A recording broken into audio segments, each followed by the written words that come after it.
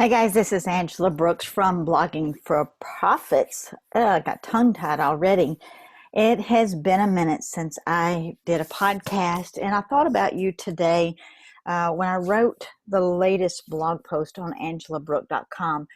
And I'm just curious, are you a real person? I mean, I don't know you in person no more than you know me. And social media can be like a really weird place. It's fun, it's entertaining, it's a place for business and a place for scrolling endlessly and mindlessly and commenting on things just like half-ass. And you never really get to know most of the people that's on your platforms, whether it be Facebook or Instagram, and my new favorite is LinkedIn. But we all sort of feel like we get to know each other.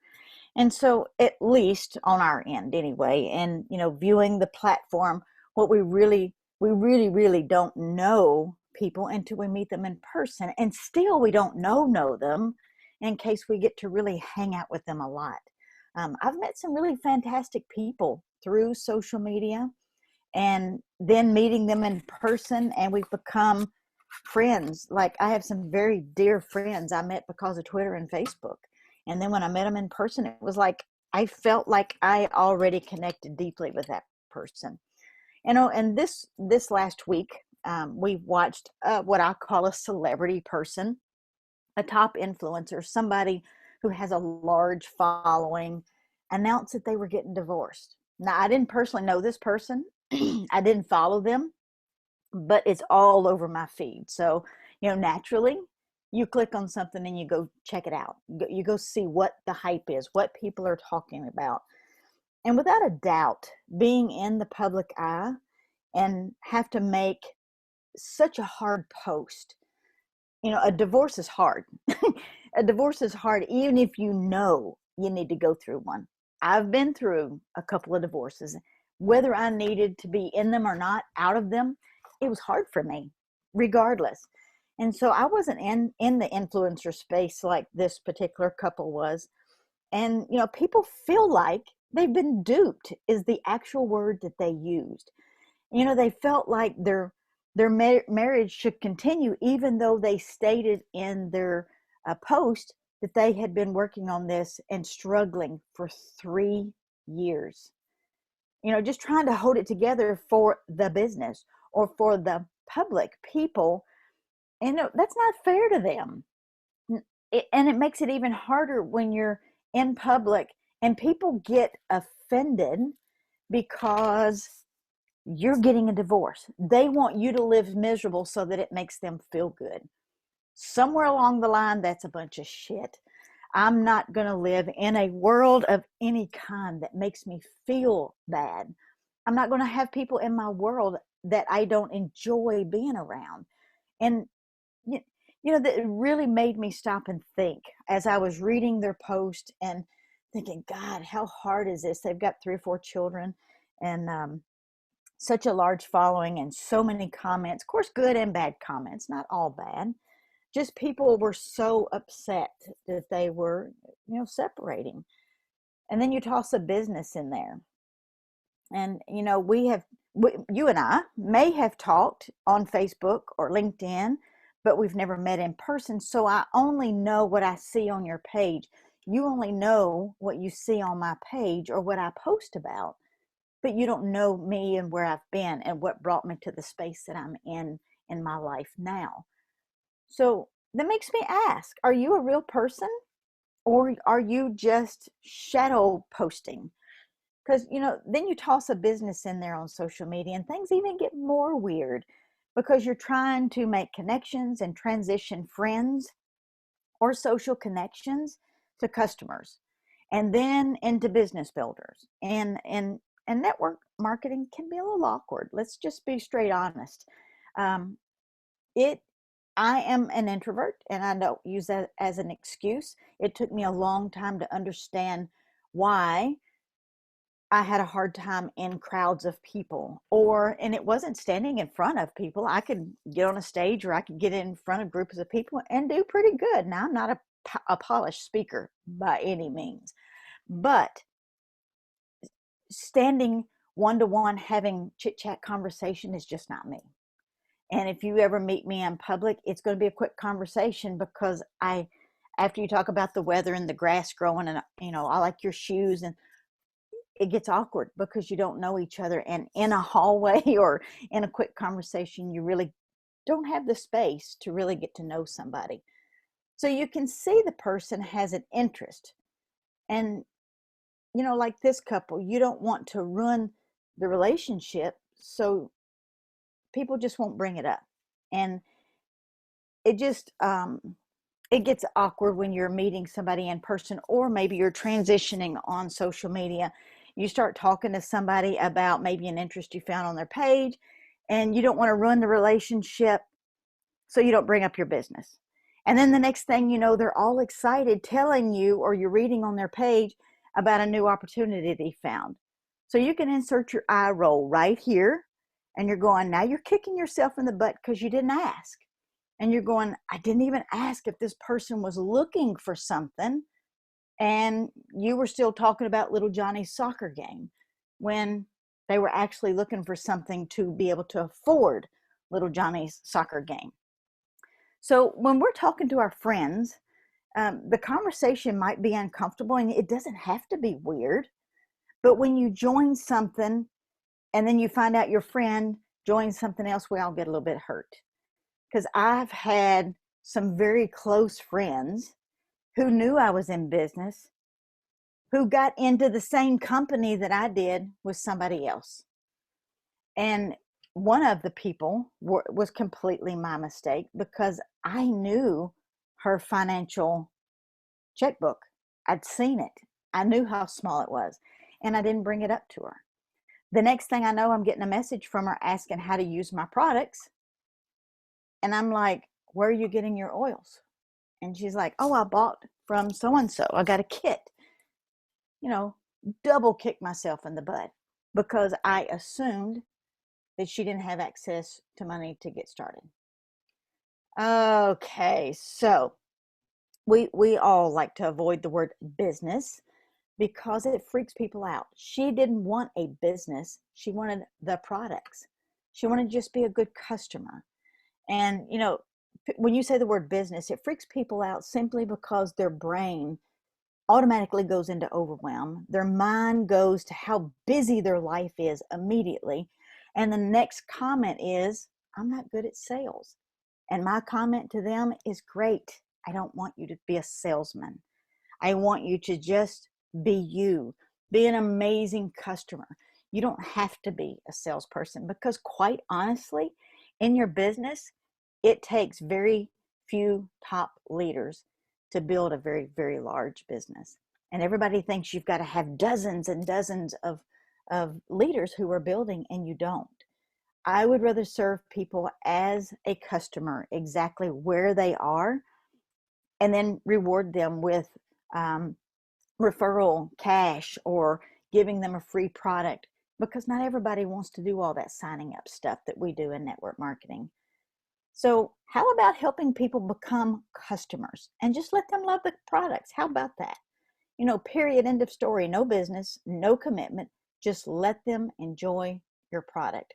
I know that's like a brainwave amazement, isn't it? For them to build a business serves you, and for them to enjoy the products takes care of them. And people often struggle with having customers, which is kind of mind-blowing, because that is your residual volume. That is your residual income, is a happy customer. So here's something to pause and think about just for a moment. What happens when people use products and have good experiences? What do? They talk about it a lot. Give you an example. Walmart doesn't pay me to pick up groceries every single Friday, but I like the pickup service, especially during this worldwide mess that we're in. I don't like to go into Walmart. I don't like to run into people again, the small chit chat thing. And plus, I put too much stuff in my basket that I don't need. And I like using my app on my phone, putting in the products that we need in our refrigerator, or, whatever we need from the Walmart, and I like to pick it up on Friday, where I don't have to do the shopping. I'm a happy customer and I go back every single Friday or Saturday if they're full. Um, but I told my friend that I worked night shift with at the hospital for years and years and years. And we would get off work and we'd be exhausted. And a lot of times we'd end up at the store at the same time going, oh, I wish I didn't have to have milk or blah, blah, blah. So I sent her a text and I said, hey, I don't know if you've tried this thing at Walmart where they shop for your groceries from an app that you put in what you need and just drive by after work and pick it up. What did she do? She tried it. I sent her the app link. She downloaded it. She put her groceries in and she was like, after you've worked 13 hours at a psychiatric hospital, you don't want to go in and deal with more people. She loved it. Absolutely loved it. So then I told my mom, I said, Mom, she's not a big shopper either. And I said, Mom, download this app on your phone. Go do the shopping. Let them do your shopping, because she didn't get a lot of stuff. It's just her. And what did she do? She tried it and she loved it. Now, Walmart doesn't give me anything well, they did that one time. They gave me $10 for referring somebody. And I think if you use the app, they'll give you $10 off your groceries with each time. So if you're not shopping at Walmart, message me and I will give you the discount. But I had a good experience. So I posted it on Facebook. I wrote a blog post about it. I sent other customers to Walmart grocery shopping pickup. I got nothing out of the word of mouth for sales that they received. Now you stop and think about that. They reaped all of the reward. I continued to talk about it. Why? Because I had a good experience. I was just a customer. Same with my customers. They can send me referrals, or I can show them how to get credit and free products, or they can send me referrals and I'm going to say, here's a free bottle of product, or here's $25 cash. They don't have to do any of that. So I'm talking to customers in their language, in the place that they are in with their own life. I avoid terms like build a business and prospecting. Those are scary words even for me. So even though sending referrals is a business action, it won't feel like a business if you've got a happy customer going, hey, Angela, how can I get my friend Susie Ninja Red like that you got from me?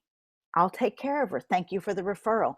And then I will drop a card in the mail with a reward for her. Or I'll ask her, would you like this product or would you like cash? Boom. She'll send me somebody else for whichever. And then over time, you may get Susie to say, how can I get some of those reward points? And then you can have that non-salesy, non-business conversation in her language that will draw her in. So the best way to transition customers to business builders is this. Number one, provide excellent customer service. Number two, stay in touch. Number three, send a thank you card. They're easy, and the blingier, sparkly that they are, the more I love them. And I'll go out somewhere and I'll just see cards sitting around, especially pretty ones, and I'll pick them up. Add them to your email list. Don't get me started on the email list because I can go on and on. People think that email marketing is dead, and it is very much alive. Message me. I'll be glad to help you with that, but not on this podcast. Add them to a Facebook group. If you've got a group that talks about your products, create a monthly newsletter and send it to your email. You can mail it out if you've got addresses. Hello. That is that's something people don't see very often, is a newsletter coming to their inbox, or in their mailbox, I'm sorry. Create loyal customer program. That goes along with providing excellent customer service, and make your customers feel important. When people feel important, what do? They hang out with you. They just do. So stop trying to get your customers to reinvent the wheel and allow them just to enjoy one thing at a time, and that's your products. Not everybody wants to work your business. Let's just call it what it is. So here's some of the top questions to ask your customers, because the best part about business or referral service or good customer service is asking good questions. So, how did you like the products? Look for specific results that they talk about. Then ask this question. If someone you knew had whatever results, better sleep, more energy, whatever, and they never shared it with you, how would you feel? Let me say that again. If someone you knew had good sleep, more energy, more focus, and they never showed that product to you, how would it make you feel? Example, Susie was struggling with sleep. She needed better sleep, but I never told her about a lavender product that would help her rest better. Or how about peppermint so that you didn't have the headaches, or maybe with it being summer, you can put peppermint on the back of your neck to help cool you down. Or maybe I lost 10 pounds. Hello, I would love to lose 10 pounds. Do not send me your stuff.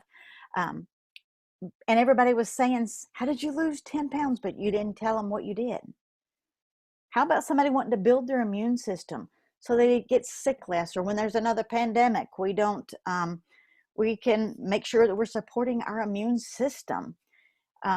Feel more relaxed and just less stressed. People want to know the inside secrets. They want to know how. So most people love to learn how to get products for free, and they really like to be able to try products to see what they do for them. So how do we do that? We just show them a simple way to get their products for free. That's all they want right now. We ask them if they would like to get a free product for each person they connect you with. And if that person becomes a customer, you'll give them a choice. I can give you a free product, or I can sign them up under your account and you can earn a little income, or some points that you can get free products with. People are interested in that kind of stuff. They want to know. You probably want to know just by me talking about this. It depends on the person what they're going to choose. So if they take the money over the product, all you do is show them how to make their money back each month so that they're getting free products. Products taste so much better when they're free. And it only works for every customer.